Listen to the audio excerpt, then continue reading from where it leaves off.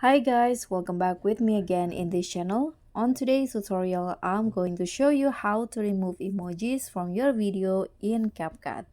So here, I have this video with emoji on it, and what you need to do to cover the emoji, just click on the video and duplicate it first.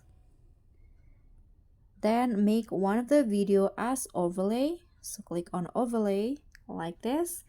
And on the overlay video, go to mask, click on mask. Here I'm going to select circle, then just drag the position into the ocean like this and make some masking.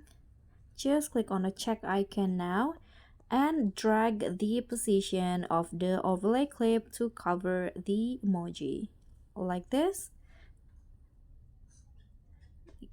Now you are done, and that's it.